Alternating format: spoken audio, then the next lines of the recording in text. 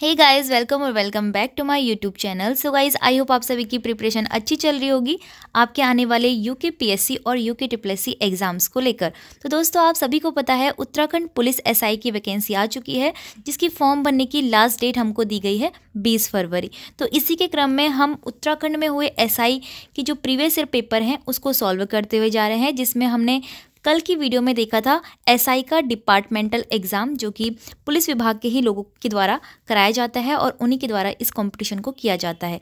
लेकिन आज की वीडियो में हम देखने वाले हैं उत्तराखंड पुलिस सब इंस्पेक्टर का 5 अप्रैल 2015 को हुआ ये क्वेश्चन पेपर, जिसमें कि हम 100 क्वेश्चन को सॉल्व करेंगे। 100 क्वेश्चन हिंदी के होने वाले हैं। आप सभी को पता है एसआई में हिंदी 100 मार्क्स की आती है, जो कि फर्स्ट पेपर में हमको देखने को मिलेगी। तो चलो पहले हम देख लेते हैं एसआई का जो पैटर्न होता है वो किस प्रकार से होता है। इसमें 2 पेपर होते हैं, जिसमें कि पहले पेपर में हिंदी होती है और रीजनिंग होती है। हिंदी के आपके 100 क्वेश्चन होते हैं, रीजनिंग के 50 क्वेश्चन होते हैं और इनके लिए आपको टाइमिंग दी जाती है 2 घंटे की। उसी तरह से सेकंड पेपर में जीके होती है। जीके 75 मार्क्स की होती है और जो मैथ्स होती है वो भी 75 मार्क्स की होती है और इसके लिए जो टाइमिंग दी जाती है वो 3 घंटे की दी जाती है। तो हमको अपने सब्जेक्ट के साथ साथ टाइमिंग भी मैनेज करते हुए चलना है, क्योंकि यहाँ पर जो फर्स्ट पेपर है उसमें 50 क्वेश्चन रीजनिंग के भी हैं। 50 क्वेश्चन रीजनिंग के करने के साथ साथ आपको 100 क्वेश्चन हिंदी में भी दिमाग लगाना है, ठीक है। तो आपको फटाफट से अपनी हिंदी कंप्लीट करनी है ताकि आप रीजनिंग भी कर सकें। तो चलिए आज की वीडियो में हम सॉल्व करेंगे 100 क्वेश्चन 2015 के, और आप सभी को अपने इन 100 क्वेश्चन को सॉल्व करके बताना है कि आपके इसमें कितने मार्क्स बन रहे हैं। और इसी वीडियो में मैं अपना स्कोर भी आपको बताने वाली हूँ कि 100 में से मेरे हिंदी में कितने मार्क्स आ रहे हैं 2015 के पेपर में। हालांकि जो 2015 का पेपर था और अब का पेपर 2024 का पेपर होगा हिंदी में, वो बिल्कुल अलग होगा, क्योंकि 2015 में सिर्फ और सिर्फ व्याकरण आती थी, लेकिन अब हमारे सिलेबस में हिंदी साहित्य, हिंदी कंप्यूटिंग, संचार, पत्र लेखन, ऐसे जो लेसन हैं ये भी ऐड हो चुके हैं, ठीक है। तो अब आपको इन सभी क्वेश्चन के साथ वो टॉपिक भी कवर करने हैं, ठीक है। तो आपका इस बार का जो कंपटीशन है वो टफ होने वाला है। तो चलिए हम शुरू कर लेते हैं इस वीडियो को, ठीक है। आप साथ साथ अपने आंसर्स भी सोचते जाना ताकि आपको समझ में आ जाए 100 में से आपके कितने मार्क्स बन रहे हैं। तो चलिए, सबसे पहला क्वेश्चन हमारे पास है, भाषा की सबसे छोटी इकाई है। भाषा की सबसे छोटी इकाई कौन सी होती है? ऑप्शन है शब्द, व्यंजन, स्वर या वर्ण। आप सभी को पता है भाषा की सबसे छोटी इकाई क्या होती है? ध्वनि या फिर वर्ण, ठीक है। इन दोनों में से एक होना है, तो करेक्ट आंसर क्या हो जाएगा? Option D. अगला क्वेश्चन हमारे पास है, ज्ञ वर्ण किन वर्णों के संयोग से बना है? कल ही हमने इसको डिस्कस किया था। जो संयुक्त व्यंजन होते हैं हिंदी में वो कितने होते हैं? 4 होते हैं। साथ ही साथ संयुक्त स्वर भी 4 ही होते हैं। ज्ञ किस किस के मेल से बनता है? ज्ञ ज और यों के मेल से बनता है, और हलंत किस पे लगता है? हमेशा आगे वाले वर्ड पे लगता है। तो यहाँ पर ऑप्शन बी में हमें करेक्ट आंसर दिख रहा है। इसी तरह से आपको सभी संयुक्त व्यंजन और संयुक्त स्वर पता होनी चाहिए। संयुक्त स्वर कौन कौन से होते हैं? ए, ऐ, ओ, औ। संयुक्त व्यंजन कौन से होते हैं? अक्षों, त्रों, ज्ञों और श्रमिक वाला श्रो, ठीक है। अगला क्वेश्चन हमारे पास है, क्वेश्चन नंबर 3 में हमसे पूछा है, अधोलिखित में संयुक्त व्यंजन कौन सा है? तो अभी हमने ऊपर देख लिया है ढ, ज्यों, णों या फिर णों। तो देखिए ज्यों ही होगा संयुक्त व्यंजन। संयुक्त व्यंजन मतलब होता है कि 2 व्यंजनों से मिलकर जो बनता है, तो ज्यों और यों से मिलकर ही तो बना है ज्यों, ठीक है। तो ज्यों इसमें करेक्ट आंसर हो जाएगा। अगला क्वेश्चन हमसे बोला है, निम्नलिखित में से कौन स्वर नहीं है? कौन स्वर नहीं है? ओ स्वर होता है, ऊ होता है और ए से एडी भी होता है, लेकिन यों ये हमारा व्यंजन होता है, ठीक है। अगला क्वेश्चन है, तो देखिए अब हमारे जो निर्देश दिए गए हैं 5 से लेकर 9 तक हमको शुद्ध वर्तनी का चयन करना है। वर्तनी यानी कि स्पेलिंग्स। तो 5वें क्वेश्चन में हमको जानवी बताना है कि हमें जानवी किस प्रकार से लिखना होता है। तो आप भी अपने मन में सोच लीजिए जानवी को सही प्रकार से किस तरह लिखते हैं। तो जानवी को इस प्रकार से नहीं लिखा जाता है। जानवी को लिखा जाता है जाहन, इस तरह से यहाँ पर आधा 9 लगता है और वी, ठीक है, जाह्नवी। इस प्रकार से जाह्नवी करके लिखा जाता है, ठीक है। क्योंकि आपने स्पेलिंग देखी होगी इंग्लिश में, इस तरह से होती है, जाह, ह पहले आता है फिर 9 बाद में आता है, ठीक है। अब अगला क्वेश्चन है, इसमें पूछा है दीर्घायु किस प्रकार से लिखेंगे? तो दीर्घायु कैसे लिखेंगे? दी रो पहले हम उच्चारित कर रहे हैं तो रो ऊपर यहाँ पे लगाएंगे, दी र घा यू। यू में छोटे ऊ की मात्रा होगी, तो पहला ऑप्शन हमारा इसमें करेक्ट हो जाएगा। तो अब देखिए अगला क्वेश्चन है हमारे पास, इसमें पूछा है श्रृंगार किस प्रकार से लिखेंगे। तो देखिए इसमें श्रृंगार किस प्रकार से लिखेंगे, ऑप्शन बी बिल्कुल करेक्ट दिया है। श्रृंगार को लिखने का तरीका ये होता है, इस प्रकार से श्रृंगार लिखा जाता है। यहाँ पे जो ये श्रौ होता है वो आधा लिया जाता है, ठीक है। श्रौ जो होता है वो आधा लिया जाता है, पूरा नहीं लिया जाता, वरना अगर आप ए ऑप्शन को करेक्ट करते हैं तो ये गलत हो जाएगा। तो ऑप्शन बी हमारा बिल्कुल करेक्ट होगा। अगला क्वेश्चन है क्वेश्चन नंबर 8, इसमें पूछा है कि उज्ज्वल किस प्रकार से लिखा जाता है। ये बहुत बार पूछा गया है, श्रृंगार, उज्ज्वल, आशीर्वाद, इस तरह के जो वर्ड होते हैं, कवित्री, ये कई बार पूछे गए हैं। तो उज्ज्वल किस प्रकार से लिखा जाता है, उज्ज्वल में 2 बार जौ आधा लगता है और बाकी सभी पूरे होते हैं। तो उज्ज्वल इस प्रकार से लिखा जाता है। कौन सा ऑप्शन सही होगा, ऑप्शन नंबर सी बिल्कुल ऑप्शन नंबर डी बिल्कुल सही हो जाएगा यहाँ पे, ठीक है। ऑप्शन नंबर डी बिल्कुल सही हो जाएगा। अब क्वेश्चन नंबर 9 में अंतर साक्ष्य को किस प्रकार से लिखेंगे, अंतर साक्ष्य को तो किस प्रकार से लिखेंगे, अंतः धन साक्ष्य, इस प्रकार से अंतः साक्ष्य लिखा जाएगा। ऑप्शन सी इसमें करेक्ट हो जाएगा। अगला है क्वेश्चन नंबर 10, 2 वर्णों के मेल से होने वाले विकार को कहते हैं। 2 वर्णों के मेल से, वर्ण कहाँ पर मिलते हैं, जहाँ पर संधि होती है तो विकार उत्पन्न होता है, परिवर्तन हो जाता है, तो संधि इसका करेक्ट आंसर हो जाएगा। ऑप्शन ए बिल्कुल सही हो जाएगा। नेक्स्ट क्वेश्चन है, संधि के प्रकार होते हैं। संधि के कितने प्रकार होते हैं, 1 2 3 4। तो संधि के कितने प्रकार होते हैं, 3 प्रकार होते हैं। कौन कौन से, स्वर संधि, व्यंजन संधि और विसर्ग संधि। तो ये 3 प्रकार होते हैं, स्वर संधि, व्यंजन संधि और विसर्ग संधि। लेकिन अगर आपसे सिर्फ स्वर संधि के पूछते हैं तो स्वर संधि के कितने भेद होते हैं, 5 भेद होते हैं इसके, 5। कौन कौन से, दीर्घ, गुण, यण, अयादि, सभी बोल दिया मैंने, हाँ, और वृद्धि संधि, ठीक है। इस प्रकार से स्वर के 5, संधि के 3 भेद हैं। ऑप्शन सी बिल्कुल करेक्ट हो जाएगा। अब है हमारे पास क्वेश्चन नंबर 12, जिसमें राकेश का संधि विच्छेद पूछा है। राकेश का संधि विच्छेद किस प्रकार से लिखा जाता है, राका धन ईश, इस प्रकार से राकेश लिखा जाता है। तो कौन सा ऑप्शन सही होगा, ऑप्शन नंबर सी इसमें बिल्कुल करेक्ट हो जाएगा। अब आगे बढ़ते हैं। क्वेश्चन नंबर 13 में हमसे पूछा है, भानुदय में प्रयुक्त संधि का नाम क्या होगा। भानुदय, तो आपको इसकी संधि पर क्या दिख रहा है, ऊ की मात्रा दिख रही है, बड़े ऊ की मात्रा दिख रही है ना, ऊ से ऊन की मात्रा। तो ऊन कहाँ पे आता है, दीर्घ संधि जहाँ पर होती है, ठीक है। क्योंकि गुण संधि में क्या आता है, ए ओ अर आता है, और वृद्धि संधि में क्या आता है, आई और औ आते हैं। व्यंजन संधि यहाँ पर बिल्कुल हो नहीं सकती, तो दीर्घ संधि हमारा करेक्ट आंसर हो जाएगा। अब क्वेश्चन नंबर 14 है हमारे पास, अति प्लस आचार में कौन सा संधि विच्छेद, अति प्लस आचार का संधि विच्छेद जो है वो किसका है। अति प्लस आचार से क्या बनेगा, अत्याचार बनेगा। तो ऑप्शन सी इसमें करेक्ट हो जाएगा, अत्याचार। अगला है ओ प्लस ई, अगर ए बनता है तो स्वर संधि के किस भेद को ये व्यक्त कर रहा है। तो स्वर संधि के 5 भेद है, उनमें से ओ प्लस ई ए। जब ए की मात्रा आपको किसी भी संधि पर देखने को मिलती है तो वहाँ पे क्या होता है, गुण संधि होता है, क्योंकि ए ओ अर की साउंड उसमें आनी चाहिए, ठीक है। ऑप्शन बी करेक्ट हो जाएगा। प्रत्युत्तर का सही संधि विच्छेद बताना है आपको, क्या होगा, प्र प्लस त्युत्तर या प्रति प्लस उत्तर या प्रत प्लस उत्तर या प्रत्यु प्लस उत्तर। तो करेक्ट आंसर क्या हो जाएगा, प्रतिधन उत्तर प्रत्युत्तर। अगला है, निम्नलिखित में कर्मधारय समास हमें बताना है। तो देखिए ऑप्शन में दे रखा है चक्रपाणी। चक्रपाणी तो क्या हो जाएगा, बहुव्रीहि हो जाएगा, ठीक है। पाणी यानी कि हाथ और चक्र यानी कि जो घूमता है चक्र, तो हाथों में चक्र रखने वाले यानी कि विष्णु, तो बहुव्रीहि समास हो जाएगा उसमें। और आपका चतुर्युग, माता पिता द्वंद्व हो जाएगा, चतुर्युग क्या होगा, द्विगु हो जाएगा। और नीलोत्पल बचा है इसमें, तो नीलोत्पल क्या है, कर्मधारय समास हो जाएगा, ठीक है। अब है क्वेश्चन नंबर 18, चतुरानन में कौन सा समास है। चतुरानन में कौन सा समास होगा, ये होगा बहुव्रीहि समास। तो जब भी कोई ऐसे वर्ड होते हैं जो तीसरे शब्द की ओर, तीसरे व्यक्ति की ओर इंगित करते हैं, तीसरे शब्द को इंगित करते हैं, तो वहाँ पर बहुव्रीहि समास होता है। तो चतुरानन कौन होगा, बहुव्रीहि समास होगा। अगला है क्वेश्चन नंबर 19, कौन सा शब्द बहुव्रीहि समास का सही उदाहरण है। ऑप्शन है निशिदिन, त्रिभुवन, पंचानन, पुरुष सिंह। तो देखो पुरुष सिंह और निशिदिन तो आप ऐसे ही एलिमिनेट कर दोगे, लेकिन 2 में कन्फ्यूजन होगी, त्रिभुवन और पंचानन। अब जो द्विगु समास होते हैं उनमें संख्या आती है और दोनों में ही संख्या है, लेकिन आप पहचानेंगे कैसे।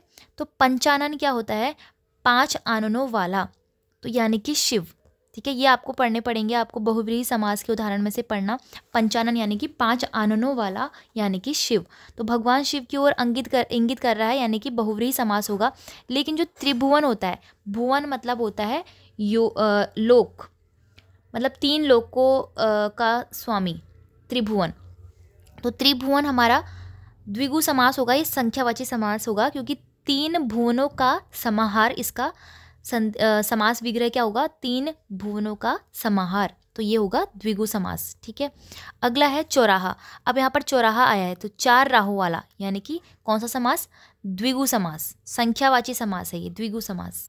अब देखिए अगला क्वेश्चन है भाई बहन में कौन सा समास है। तो जहाँ पर भी आपको ऐसे योजक चिन्ह दिखता है भाई बहन, तो वो कौन सा होता है, द्वंद्व समास होता है। अगला है शब्द रचना के आधार पर अधोलिखित में योग रूढ़ शब्द का चयन कीजिए। योग रूढ़ शब्द होते तो यौगिक की तरह ही हैं, लेकिन उनके जो अर्थ होते हैं वो किसी दूसरे के लिए प्रयुक्त होते हैं। जैसे कि आप यहाँ पर देखिए पवित्र, कुशल और विनिमय, ये आपको बिल्कुल सेम दिख रहे हैं, लेकिन जो जलज है, जलज का अर्थ क्या निकलता है, जलज का अर्थ होता है कमल। ठीक है, तो कमल के अर्थ के लिए यहाँ पे ये प्रयुक्त हुआ है, तो ये योग रूढ़ शब्द कहलाएगा। अगला है निम्न में से कौन सा शब्द देशज नहीं है। देशज यानी कि जो हमारे देश का हो, जैसे कि डिबरी, पगड़ी, ढोर, इस तरह से वर्ड जो होते हैं हमारे देश के ही होते हैं, उटपटांग वाले।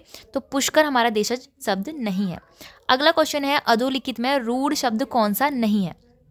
तो रूढ़ शब्द कौन सा नहीं है पूछा है।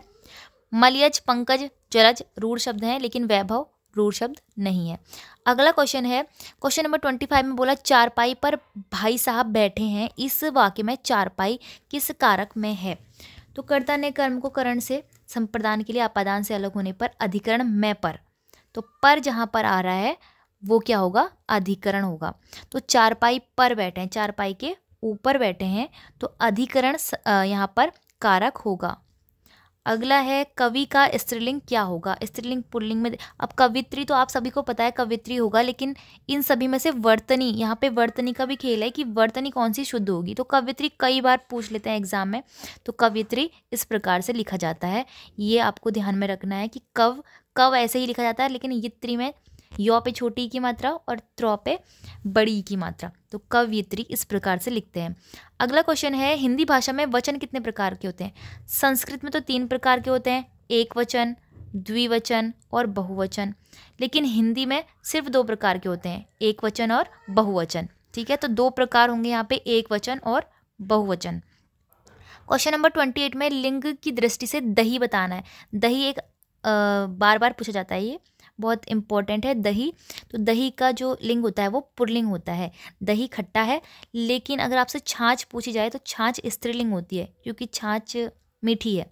दही खट्टा है, छाछ मीठी है, इस प्रकार से आपको बोलना है, तब आपको याद रहेगा। ठीक है, तो दही का क्या हो जाएगा, ऑप्शन बी पुल्लिंग हो जाएगा। क्वेश्चन नंबर 29 है निम्नलिखित में विकारी शब्द कौन सा है। विकारी शब्द बताना है, यानी कि ऐसे शब्द जिनके ऊपर लिंग, वचन, इनका जो होता है प्रभाव पड़ जाता है। लिंग बदलने से उसका प्रभाव चेंज हो जाएगा। जैसे लड़का है ना, तो अगर लिंग उसका बदलेगा तो वो लड़की बन जाएगा। तो ये तो क्या है, विकारी शब्द है। तो करेक्ट आंसर क्या हो जाएगा, विकारी हो जाएगा। लेकिन जैसे आज है, यथा है, परंतु है, इस प्रकार के जो ये अव्यय शब्द होते हैं, अव्यय पर क्या होता है, विकार नहीं होता है। तो अव्यय क्या है, एक प्रकार के अविकारी शब्द हैं। ठीक है, अगर आपसे कभी क्वेश्चन में पूछ ले अव्यय किस प्रकार के शब्द हैं, तो ये अविकारी शब्द हैं, ऐसा क्वेश्चन बन सकता है आगे। तो यहाँ पर लड़का बिल्कुल करेक्ट हो जाएगा। नेक्स्ट है नीचे लिखे वाक्यों में से किस वाक्य में सर्वनाम का अशुद्ध प्रयोग हुआ है। सर्वनाम का प्रयोग दिखना है, जैसे मैं, तुम, वह, आप, अपने, इस प्रकार से। पहला ऑप्शन है वह स्वयं यहाँ नहीं आना चाहती। वह स्वयं यहाँ नहीं आना चाहती, बिल्कुल सही है।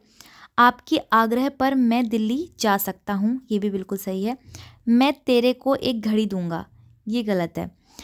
फिर है मुझे इस बैठक की सूचना नहीं थी, ये भी बिल्कुल सही है। तो यहाँ पर ऑप्शन सी गलत होगा। कैसे, क्योंकि इसमें बोला है मैं तेरे को एक घड़ी दूंगा, तो यहाँ पे लिखना था मैं आपको एक घड़ी दूंगा या फिर मैं तुमको एक घड़ी दूंगा, लेकिन ये तेरे को कुछ नहीं होता है। ठीक है, तेरे को नहीं होता है, तो ये ऑप्शन सी इसमें अशुद्ध प्रयोग हुआ है सर्वनाम का। अगला है क्वेश्चन नंबर 31, क्रिया का मूल रूप क्या होता है। क्रिया यानी कि काम, जैसे कि लिखना। तो इसका मूल रूप क्या होगा? लिखना का मूल रूप क्या होगा? धातु। धातु लिखना का क्या बन जाएगा? लिखना का धातु हो जाता है क्या? लिख धातु है इसमें, लिख धातु से ही लिखना बना है। ठीक है, इस प्रकार से धातुओं के द्वारा उनके पीछे ना लगाकर, ना प्रत्यय जोड़कर क्या बन जाती हैं? क्रिया बन जाती है। ठीक है, तो इस प्रकार से धातु इसका मूल रूप हो जाएगा। अविकारी शब्द है, अभी हमने ऊपर डिस्कस कर लिया था। अविकारी शब्द यानी कि जिन पर लिंग वचन इनका प्रभाव नहीं पड़ता है, तो ऐसे शब्द होते हैं अव्यय। ठीक है, अव्यय जैसे कि यथा, परंतु, किंतु, और, तथा, या, इस प्रकार से। फिर है क्वेश्चन नंबर 33, वाच्य कितने प्रकार के होते हैं? वाच्य कितने प्रकार के होते हैं? 3, 4, 5, 6। तो करेक्ट आंसर क्या हो जाएगा? 3 प्रकार के होते हैं। कौन कौन से होते हैं? कर्म, कृत्र, इस प्रकार से लिखते हैं, भाव। तो कर्मवाच्य, कृतवाच्य और भाववाच्य, ऐसे वाच्य जिन पर कर्म का प्रभाव पड़ता है तो वो कर्मवाच्य, ऐसे वाच्य जिन पे कर्ता का प्रभाव पड़ता है कृतवाच्य, और जिन पर भाव का प्रभाव पड़ता है तो वो भाववाच्य। तो यहाँ पर आंसर हो जाएगा ऑप्शन ए, 3 प्रकार के होते हैं। फिर है शिव का विशेषण है। शिव का अगर हमें विशेषण बनाना है तो कैसे बनाएंगे, किस प्रकार से बनाएंगे? शिवेश, शंकर, शैव या शिवालिक। अगर कोई शिव को मानने वाला इंसान है तो हम क्या बोलेंगे? हम बोलेंगे ये शैव धर्म को मानता है। ठीक है, ठीक है, शैव बोलेंगे। तो आंसर हमारा ऑप्शन सी हो जाएगा। अगला है खर का पर्यायवाची शब्द है। खरगोश, शशक, मूर्ख या गधा। खर का पर्यायवाची क्या होता है? खर का पर्यायवाची होता है गधा। तो ऑप्शन डी इसमें बिल्कुल सही हो जाएगा। अगला है अनिल पर्यायवाची है। तो अनिल, पवन, चक्रवात, पावस या फिर अनल। क्या होगा? अनिल। अनिल का मतलब क्या होता है? वायु। वायु ऑप्शन में है नहीं, लेकिन वायु का भी पर्यायवाची दिया है पवन, तो ऑप्शन ए बिल्कुल सही होगा। अनल का मतलब होता है अग्नि या फिर आग। ठीक है, अग्नि या फिर आग, और अनिल का मतलब होता है वायु। अब अगला है क्वेश्चन नंबर 37, इसमें हमें प्रसून शब्द का पर्यायवाची बताना है। प्रसून शब्द का मतलब क्या होता है?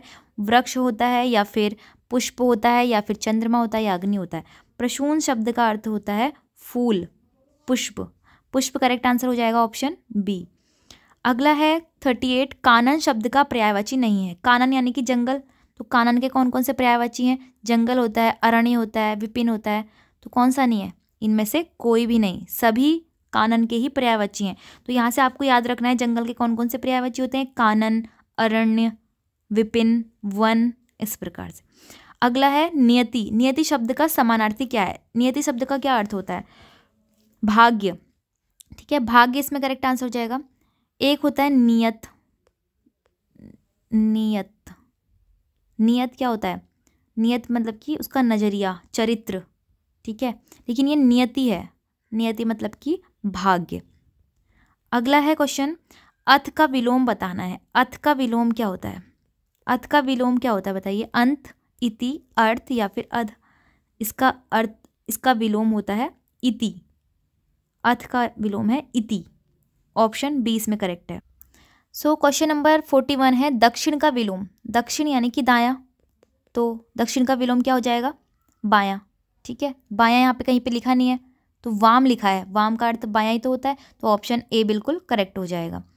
अगला है शोषक शब्द का विपरार्थक चुनना है। शोषक का उल्टा क्या होगा? शोषक यानी कि जो हमारा शोषण करता है, तो शोषक का उल्टा क्या हो जाएगा? शोषित, पोषक, शोषक, पोषक या पोषित, क्या होगा?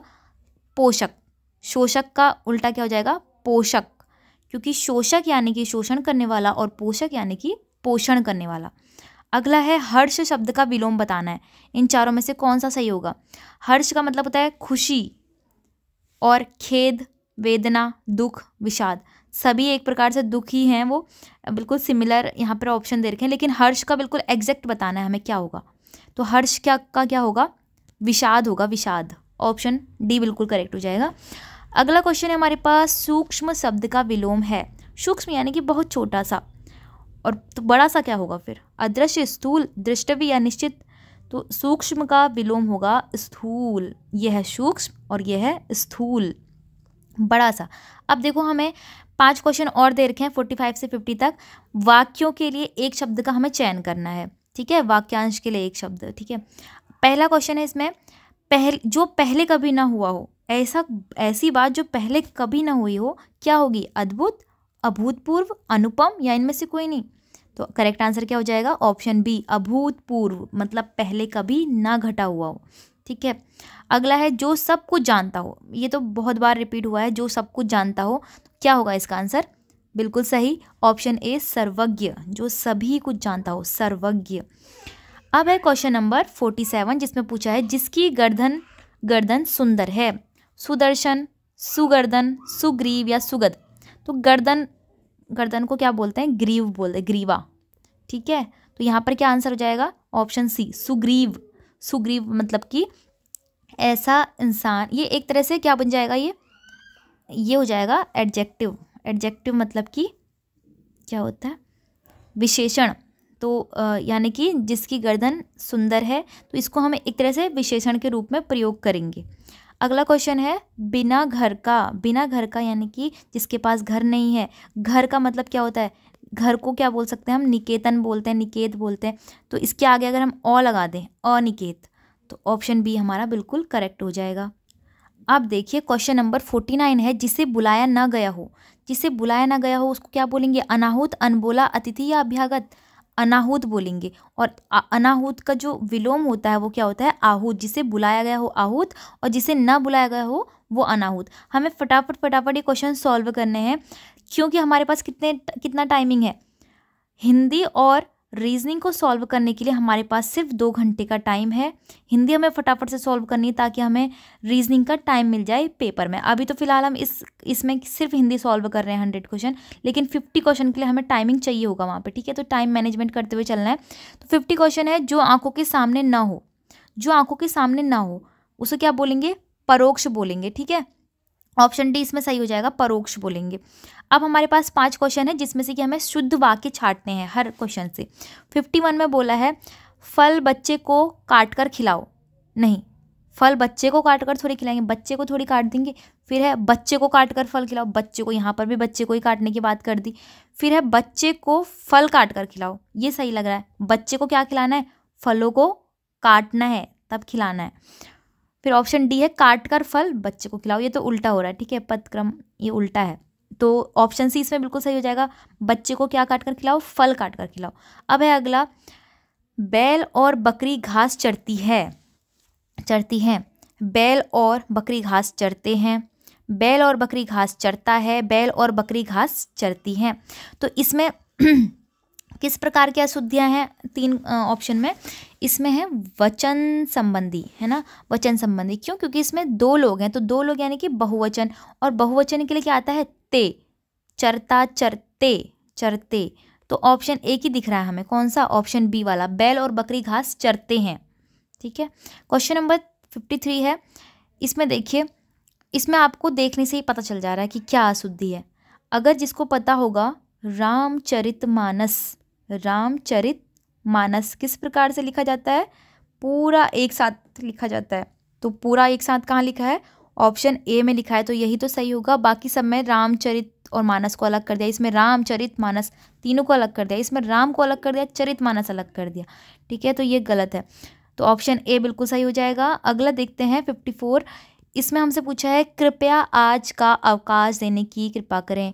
आज का अवकाश कृपया देने की कृपा करें, आज का अवकाश देने की कृपा करें, आज का कृपया अवकाश देने की कृपा करें। तो कौन सा सही होगा? ऑप्शन सी सही होगा, क्योंकि सिंपल सा है ना, आज का अवकाश देने की कृपा करें। इतना सारा कृपया ऐसे उलझाया नहीं है। ऑप्शन सी बिल्कुल सही लग रहा है।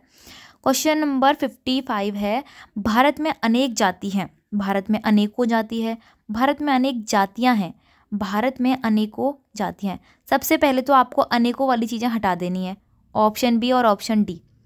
आपने जब भी वचन पढ़े होंगे आपको पता है कि अनेक क्या है। अनेक तो पहले से ही बहुवचन है, बहुत सारा है, बहुवचन के लिए प्रयोग होता है ये अनेक, यानी कि बहुत सारे लोग। तो अनेक को तो आपको हटा देना है। बचे आपके पास कितने? 2 ऑप्शन। भारत में अनेक जाति है, भारत में अनेक जातियां हैं। जाति एक ही नहीं है, जातियाँ, जाति का जो वचन बनाएंगे आप बहुवचन तो क्या बनेगा, जातियाँ। तो ऑप्शन सी यहाँ पर करेक्ट हो जाएगा। तो अब देखिए फिर से हमको 5 क्वेश्चन दे रखे हैं। तो 5 क्वेश्चन से हमें बताना है मुहावरों का अर्थ। पौ 12 होना, पौ 12 होना का मतलब क्या होता है, दाव हारना, कार्य सिद्ध होना, या लाभ ही लाभ, या प्रातःकाल। पौ 12 होना मतलब कि बहुत सारा लाभ हो जाना, ऑप्शन सी करेक्ट हो जाएगा। शैतान की आंत पूछा है, अत्यंत धूर्त व्यक्ति, अत्यंत नगण्य वस्तु, बहुत लंबी वस्तु, अत्यंत लाभदायक वस्तु। शैतान की आंत मतलब कि बहुत लंबी वस्तु, ठीक है। तो क्या हो जाएगा, ऑप्शन सी। अत्यंत धूर्त नहीं लगाना आपको, बहुत लंबी वस्तु लगाना है, ठीक है। यहाँ पर दिमाग लगा सकते हैं कि अत्यंत धूर्त होगा, वो शैतान है ना, लेकिन शैतान की आंत की बात की जा रही है, बहुत लंबी वस्तु। अब देखिए नेक्स्ट है क्वेश्चन नंबर 58, आधा तीतर आधा बटेर, यानी कि आधा तो वो तीतर है और आधा वो बटेर है। तो क्या हो जाएगा, सामंजस्यपूर्ण, या छोटा बड़ा होना, रंग बिरंगा होना, या बेमेल तथा बेढंगा। बेमेल तथा बेढंगा होगा आंसर, ठीक है। अब है 59, अंगूठा दिखाना। अंगूठा दिखाना यानी कि क्या करना, अंगूठा कैसे बनता है, ऐसे बनता है अंगूठा, उल्टा या ऊपर। अंगूठा दिखाना मतलब होता है इनकार करना, ठीक है। ऑप्शन ए बिल्कुल सही हो जाएगा। फिर है क्वेश्चन नंबर 60, दांतों तले उंगली दबाना। दांतों तले उंगली कब दबाते हैं हम लोग, जब बहुत ही कोई आश्चर्य वाली बात हो जाती है। तो कौन सा होगा इसमें ऑप्शन, ऑप्शन सी, हैरान होना। जब हम हैरान हो जाते हैं तो हम क्या करते हैं, दांतों तले उंगली दबा देते हैं कि बाप रे ये कैसे हो गया। अब देखिए 61 से 65 5 हमें लोकोक्ति दी है। लोकोक्ति यानी कि लोगों द्वारा उक्ति, लोगों द्वारा बोली गई बातें, लोकोक्ति। तो क्वेश्चन नंबर 61 है, छछूंदर के सिर में चमेली का तेल। तो छछूंदर कितना छोटा सा प्राणी है, उसको चमेली का तेल दे दिया, इतना अच्छा चीज़। तो इसका क्या बन जाएगा, अयोग्य व्यक्ति को उत्तम पद मिलना, ठीक है। कोई अयोग्य व्यक्ति है और उसको बहुत अच्छा पद मिल जा रहा है, तो इसका मतलब क्या है, छछूंदर के सिर में चमेली का तेल। क्वेश्चन नंबर 62 है, हंसुए के बाहे में खुरपे के गीत, अच्छा ब्याह, हंसुए के ब्याह में खुरपे के गीत। तो हंसुओं का ब्याह चल रहा है, हंसुए का, वहाँ खुरपे के गीत चल रहे हैं। तो क्या होगा, शादी के गीत गाना, जश्न मनाना, असंगत बातें करना, या निचले स्तर की बातें करना। असंगत बातें करना होगा इसका आंसर, कि बिल्कुल अलग ढंग से। हंसुए के ब्याह में खुरपे के गीत चल रहे हैं, क्योंकि हंसुए के ब्याह में हंसुए के लिए गीत चलने चाहिए ना, इसी के खुरपे के गीत क्यों चल रहे हैं। ऑप्शन क्वेश्चन नंबर 63 है,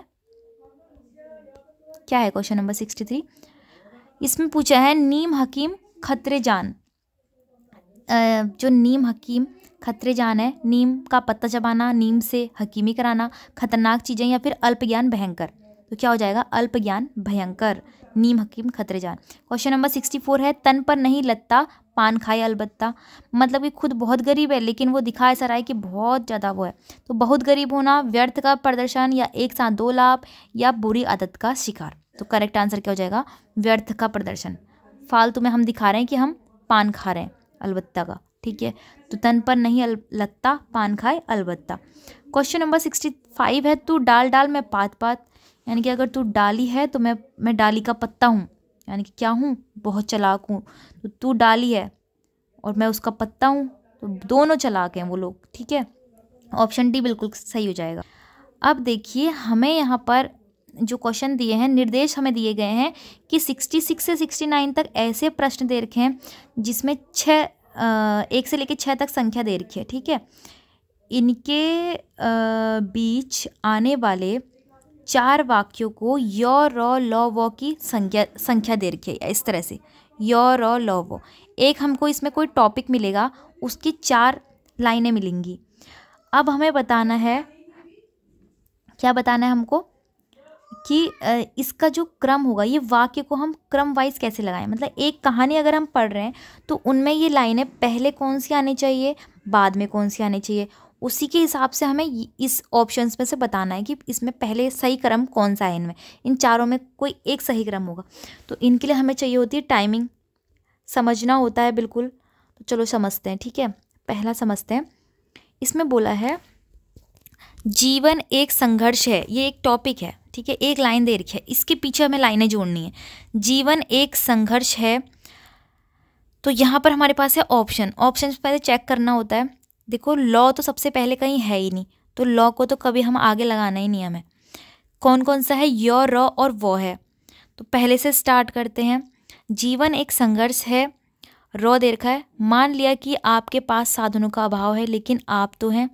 फिर लौ है, लौ क्या है, भले ही आप कमज़ोर हैं लेकिन विपदाओं से भिड़ने का कुछ ना कुछ करने का साहस तो आप में है। फिर है, इस संघर्ष में अपने आप को असहाय समझना और संघर्ष से मुंह मोड़ लेना उचित नहीं है। फिर है यो, असहाय स्थिति में भी संघर्ष में कूदा जा सकता है। तो ये बिल्कुल बेमेल सा लग रहा है, ऑप्शन ए को हम हटा देंगे। ठीक है, अब है ऑप्शन बी, योर वोलो। तो सबसे पहले है जीवन एक संघर्ष है, असहाय स्थिति में भी संघर्ष में कूदा जा सकता है। मान लिया कि आपके पास साधनों का अभाव है लेकिन आप तो हैं। फिर कौन सा है, वो, इस संघर्ष में अपने आप को असहाय समझना और संघर्ष से मोड़ लेना उचित नहीं है। भले ही आप कमज़ोर हैं लेकिन विपदाओं से भिड़ने का कुछ ना कुछ करने का साहस आप में तो है। फिर नेक्स्ट ऑप्शन है सी वाला, इसमें बोला है वो, इस जीवन एक संघर्ष है, इस संघर्ष में अपने आप को असहाय समझना, संघर्ष से मुंह मोड़ लेना उचित नहीं है। देखो ऑप्शन सी बिल्कुल सही लग रहा है। किस प्रकार से, कैसे ना, सबसे पहले आपका जो ये लाइन है जीवन एक संघर्ष है, तो उसी के बारे में डिफाइन कर दिया क्या, कि इस संघर्ष में अपने आप को असहाय समझना और संघर्ष से मुंह मोड़ लेना उचित नहीं है। पहले बोला जीवन एक संघर्ष है, तो इस संघर्ष, इसके बारे में बताया, तो सीधे आपका ऑप्शन सी बिल्कुल करेक्ट हो जाएगा। अगला आता है हम क्वेश्चन नंबर 67 में। इसमें बोला है सांस्कृतिक वैविध्य के बारे में सोचना होगा। तो इसमें ऑप्शन देखते हैं। पहला वाला, यह हमें अलग अलग नहीं बनाती है, संस्कृति के अंतर्गत में अनेक समानताएं हैं, इसे चिंतन के स्तर पर देखा जा सकता है, यही विविधता में एकता है, यह हमारी एक बड़ी शक्ति है। ये जो छठी लाइन दे रखी है ना इन्होंने, ये लास्ट की लाइन है, इसको भी पढ़ना है आपको, पर यहाँ पे है नहीं इसका जो ऑप्शन है, पर एक तरह से मैच कर लेना है कि ये हो रहा है या नहीं हो रहा है। ठीक है, तो पहला ऑप्शन हमने पढ़ा, लगभग ठीक ही लगा। सेकंड पढ़ लेते हैं, सांस्कृतिक वैविध्य के बारे में सोचना होगा, यह हमें अलग अलग नहीं बनाती है, यही विविधता में एकता है, संस्कृति के अंतर्गत में अनेक समानताएं हैं, इसे चिंतन के स्तर पर देखा जा सकता है, यह हमारी एक बड़ी शक्ति है। ये तो बिल्कुल बेकार लग रहा है। पहले वाले को हम रख लेते हैं। फिर है सी वाला, इसमें बोला है, क्या बोला है इसमें, इसको हटाना था ना मैं। सी वाले में बोला है सांस्कृतिक वैविध्य के बारे में सोचना होगा, इसे चिंतन के स्तर पर देखा जा सकता है, यह हमें अलग अलग नहीं बनाती है, संस्कृति के अंतर्गत में अनेक समानताएं हैं, और लास्ट है यही विविधता में एकता है, यह हमारी एक बड़ी शक्ति है। ये भी ठीक लग रहा है। इसमें आपको बहुत सोचना पड़ेगा कि क्या आपका कौन सा लाइन आ रही है। ठीक है, अगर आपको मेरा कोई इसमें से कोई क्वेश्चन गलत लगे तो कमेंट में प्लीज़ ज़रूर बताना, क्योंकि इसमें सब लोग अलग सोच सकते हैं, कहीं ना कहीं सब लोग अलग सोच रहे होंगे। ऑप्शन डी है, ऑप्शन डी में बोला सांस्कृतिक वैविध्य के बारे में सोचना होगा, संस्कृति के अंतर्गत में अनेक समानताएं हैं, यह हमें अलग अलग नहीं बनाती। ये तो थोड़ा उटपटांग लग रहा है, तो इसमें ऑप्शन इसमें हम ऑप्शन ए को करेक्ट कर लेंगे। मेरे हिसाब से इसमें ऑप्शन ए सही होगा। ठीक है, इसको आप एक बार पढ़ सकते हैं कि किस प्रकार से है। क्वेश्चन नंबर 68 है, हमारा देश त्योहारों का देश है। बिना ऑप्शन देखे एक बार बनाने की कोशिश करते हैं कि हमारा देश त्योहारों का देश है, यहाँ अनेक त्यौहार मनाए जाते हैं, है ना। हमारा देश त्योहारों का देश है, यहाँ अनेक त्यौहार मनाए जाते हैं। फिर हमने रॉ ले लिया ना, आगे रॉ ले लिया, यानी कि हमें ये वाले ऑप्शन सही लग रहे हैं। दो ऑप्शन हमें सही लग रहे हैं, पहला और दूसरा।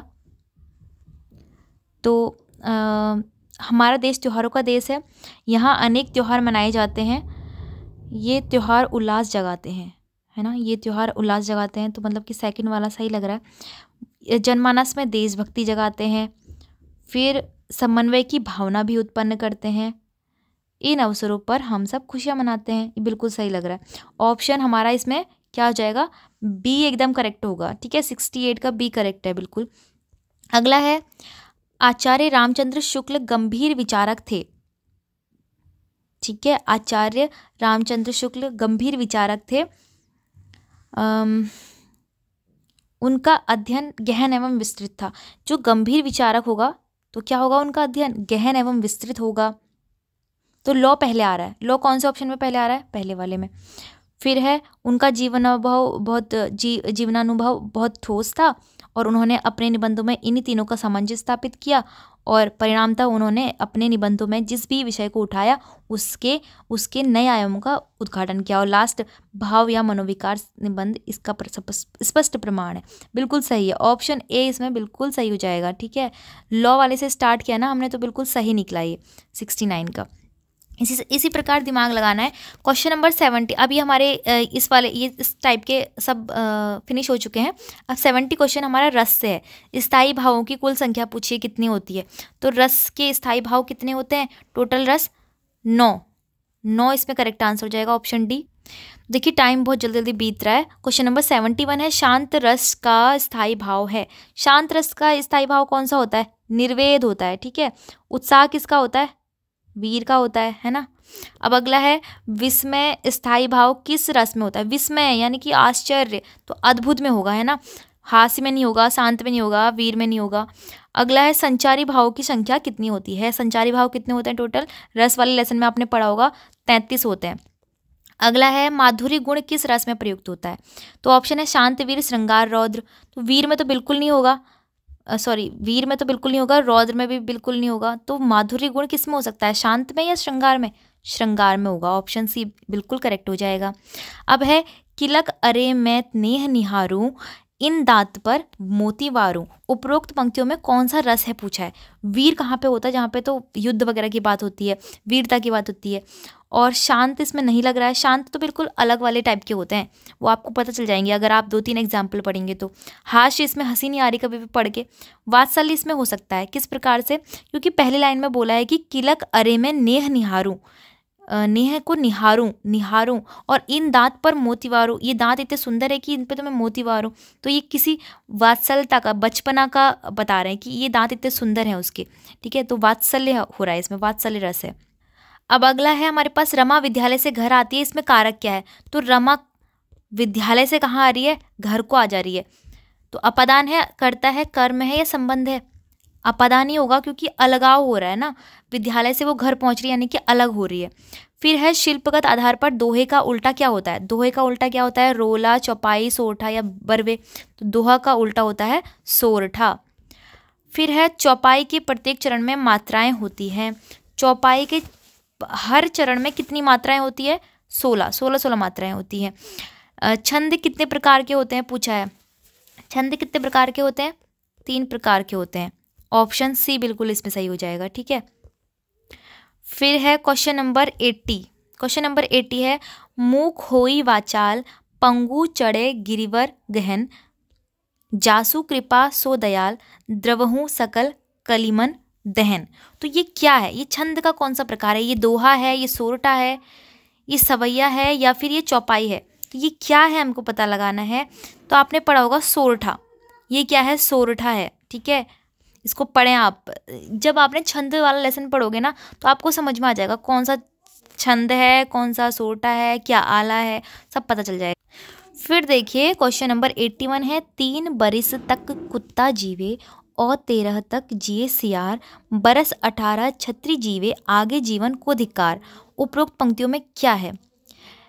तो इन लाइनों में क्या है, ऑप्शन है सवैया, आला, छप्पा, घनाक्षरी। करेक्ट आंसर है आल्हा। इनको क्या, इस प्रकार की लाइनों को क्या बोलेंगे हम, आल्हा बोलेंगे। ठीक है, अगला है 82, सुनो से सत्य असीस हमारी, पूज ही मन कामना तुम्हारी। उपरोक्त पंक्तियों में क्या है, बरवे, सोरठा, दोहा या चौपाई। तो साफ साफ हमें दिख रहा है ये चौपाई है। ठीक है, ये क्या है, चौपाई। सुनो सिय सत्य असीस हमारी, पूज ही मन कामना तुम्हारी। अगला क्वेश्चन है, रहीमन पानी राखिए, बिन पानी सब सून, पानी गए न उबरे, मोती मानुस चून। इसमें हमसे ज़्यादातर अलंकार पूछा जाता है कि कौन सा अलंकार है इसमें। तो यहाँ पर पानी को जो है ना, मोती मानुस चून तीनों के लिए ले रखा है। तो यहाँ पर श्लेष अलंकार होगा क्योंकि यहाँ पर पानी के 3 अर्थ हैं, 3 लोगों के लिए भी ये अर्थ हैं। ठीक है, श्लेष होगा इसमें अलंकार। लेकिन अभी इसमें हमसे छंद पूछा, ये क्या है, ये छंद का कौन सा प्रकार है।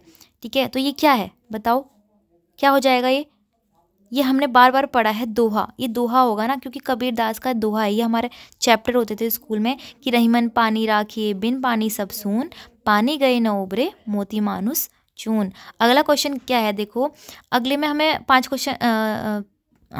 क्वेश्चन दिए हैं। प्रस्तुत पंक्तियों में सही अलंकार बताने।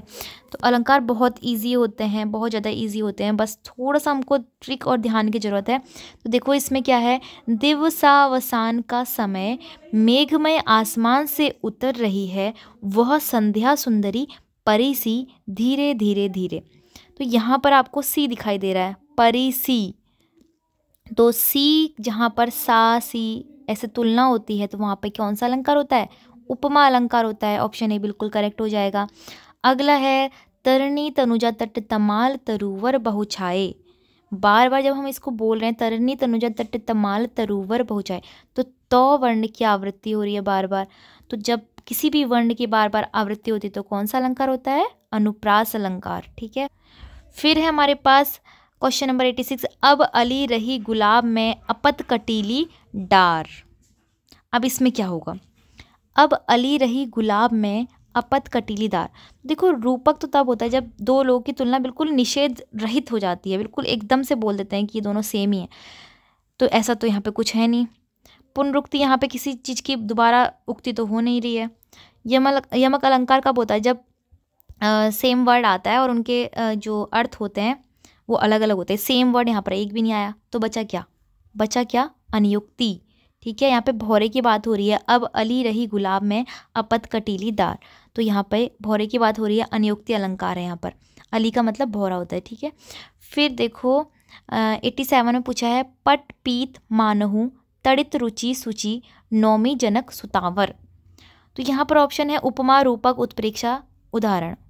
तो मानहू, मानो मानहू, जानो जानहू, मनहू जनहू, इस प्रकार से जो वर्ड आते हैं तो वो कौन से होते हैं, उत्प्रेक्षा अलंकार में। ठीक है, अब है राम सो राम सिया सो सिया।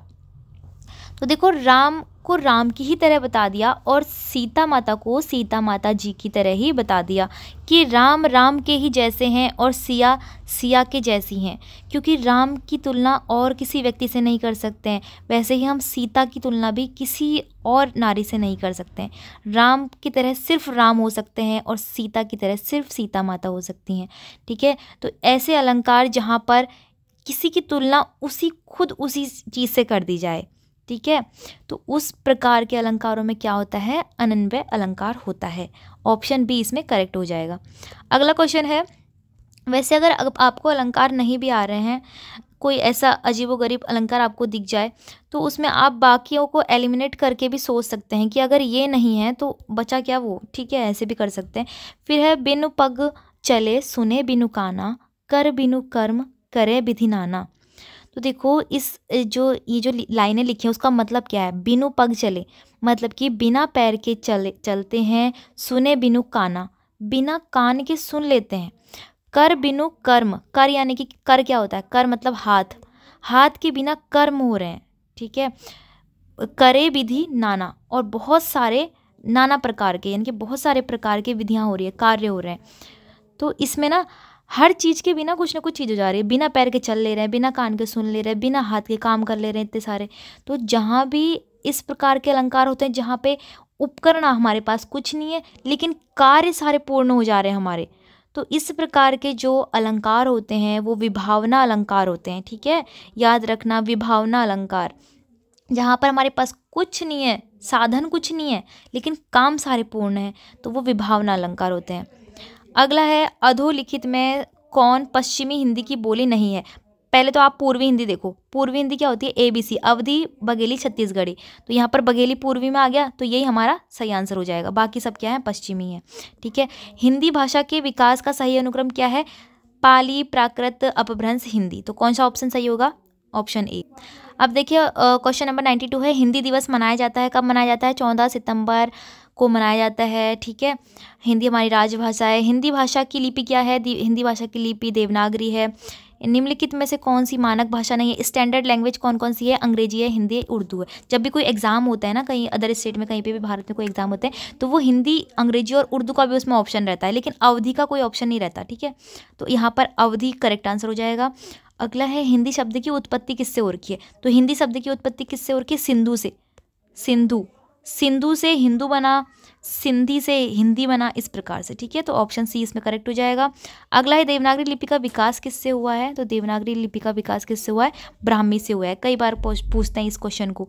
अब है हिंदी है हम, वतन है हिंदू सता हमारा। पंक्ति में हिंदी का क्या मतलब है? इस हिंदी का, अब इसमें हम क्या बोल रहे हैं? हिंदी है हम है हिंदी, तो हम क्या है? भारतवासी हैं, हिंदू हैं, या भारत देश हैं, या फिर इनमें से कोई नहीं? तो हम हिंदू तो हैं, लेकिन सभी लोग हिंदू थोड़ी हैं।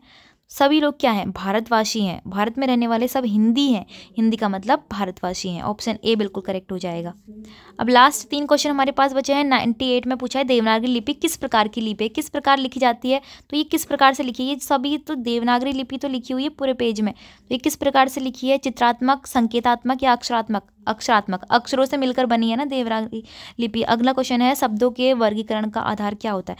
जब भी हम शब्दों को बांटते हैं, जैसे विकारी शब्द, अविकारी शब्द, या फिर योग रूढ़ शब्द, यौगिक शब्द, या फिर तत्सम शब्द, तद्भव शब्द, तो अर्थ, रचना, उनके उद्गम कहाँ से ये आए हैं, सभी के आधार पर बांटते हैं, तो ये सभी होगा। लास्ट हमारे पास क्वेश्चन है तत्सम शब्दों का मूल स्रोत क्या है? तत्सम शब्द कहाँ से आए हैं? जैसे कि अग्नि, नेत्र, इस प्रकार से जो ये शब्द हैं वो कहाँ से आए हैं? संस्कृत से आए हैं, पाली से आए हैं, अपभ्रंश से आए हैं, या फिर प्राकृत से आए हैं? तो ये संस्कृत से आए हैं। ऑप्शन ए बिल्कुल करेक्ट हो जाएगा। तो हमने सॉल्व कर लिए हैं 100 क्वेश्चन हिंदी के एसआई एग्जाम 2015 के। तो देखो हमारे लगभग 45 मिनट में ये सॉल्व हो रखे हैं। तो 45 मिनट में हमने बहुत ज़्यादा इसको एक्सप्लेन किया है, डिटेल में समझा है। बाकी बहुत सारा हमने पहले शुरुआत में, वीडियो की शुरुआत में एग्जाम पैटर्न को समझा था, तो वो टाइमिंग आपको ऐसा लग रहा होगा 45 ज़्यादा हो गया। तो देखो आपको कितने घंटे मिल रहे थे? 2 घंटे। तो 45 में अगर आप हिंदी निपटा ले रहे हो, मान लो, वैसे हमने इसमें बहुत डिटेल में समझ लिया, इतना डिटेल में हम किसी को एग्जाम पेपर में थोड़ी समझाएंगे ना, हम तो सीधे सीधा अपना करते रहेंगे। तो मुझे लगता है ये ज़्यादा से ज़्यादा 30 मिनट यानी कि आधे घंटे में आपका हिंदी का पेपर सॉल्व हो जाना चाहिए। और अगर लग भी रहे हैं तो 40 से 45 मिनट ज़्यादा से ज़्यादा लग सकते हैं इसमें, अगर बहुत सोचना है तो। ठीक है, 45 मिनट लग सकते हैं, लेकिन जो बाकी के 1 घंटा 15 मिनट आपके पास है, वो सब आपको रीजनिंग में देना है। रीजनिंग में क्यों देना है? रीजनिंग को आपको सॉल्व करना पड़ेगा। उसमें बहुत से क्वेश्चन ईजी भी होंगे, लेकिन मुझे तो लगता है सभी टफ होंगे, क्योंकि एसआई का पेपर है, सभी टफ लेवल की रीजनिंग ही आएगी। इतनी ज़्यादा बिल्कुल ईजी लेवल की भी रीजनिंग उसमें नहीं आने वाली है। तो रीजनिंग के लिए हमें अपना ज़्यादा से ज़्यादा टाइम बचा के रखना है। पहले हमें हिंदी सॉल्व कर लेनी है, जल्दी से जल्दी आधे घंटे के अंदर हमें सॉल्व करके देखनी है, क्योंकि संधि समास इन सब में दिमाग लगाना नहीं पड़ता है। कुछ ही क्वेश्चन होंगे जिसमें हम थोड़ा सा सोचना पड़ेगा, जैसे कि कुछ ही क्वेश्चन हो पाएंगे। जैसे हम वाक्य का क्रम देख रहे थे ना, कि वाक्य कैसे क्रम में बनेंगे, तो वहीं पे हमारा टाइम लगा था। तो ये हो गया हमारा 100 क्वेश्चन, हिंदी के क्वेश्चन कंप्लीट हो गए हैं। अब इस पेपर के कौन कौन से बचे हैं? रीजनिंग के क्वेश्चन बचे हैं 50, जीके के क्वेश्चन बचे हैं 75, और मैथ के क्वेश्चन बचे हैं 75। मैथ आपके हाई स्कूल लेवल की आती है।